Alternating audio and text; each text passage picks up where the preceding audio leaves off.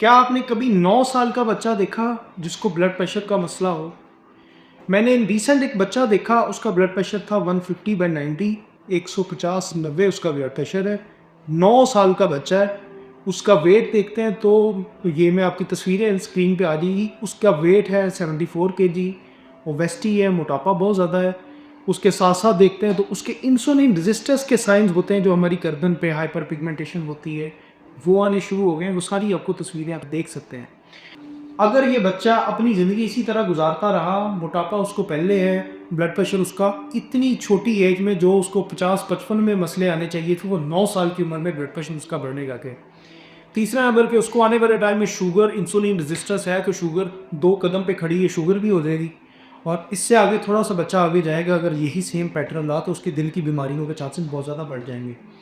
अब मैं उस बच्चे की लाइफ़स्टाइल को थोड़ा क्लोज़ली जानता हूँ, तो मेरा ख़्याल है कि शायद लगभग महीने में 25 दिन वो जंक फूड खाते हैं ये लोग।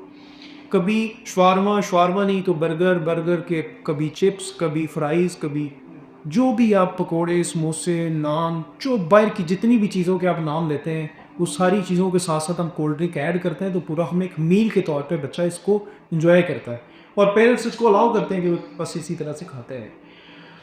मसला सिर्फ ये है कि आज आपको शायद ये समझ आए कि जब डॉक्टर कहते हैं कि आपका लाइफ़स्टाइल आपके बहुत सारे मसाइल की जड़ है, तो ये समझ आ रही होगी कि ये केस है आपके लिए भी। तो ये केस किस तरह से एक हेल्दी बच्चा अब किस तरह से ऐसी-ऐसी डीप रूटेड या क्रॉनिक डिसऑर्डर्स में जा रहा है। और मुझे ये लगता है कि ये सिर्फ बच्चे का कसूर नहीं है, ये पेरेंट्स की ज़िम्मेदारी बच्चे से भी ज़्यादा है, जो इसको अलाउ करते हैं, जो साल हर साल से उसको इस पैटर्न पे अलाउ किया हो कि जो दिन करते खाओ।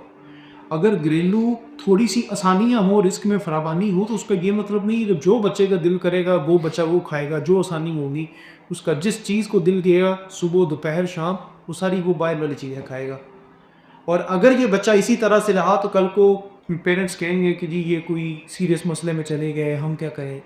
ये मैं बताना चाहता हूँ, ये सिर्फ़ एक बच्चा नहीं है, ये एक पूरा माइंडसेट है।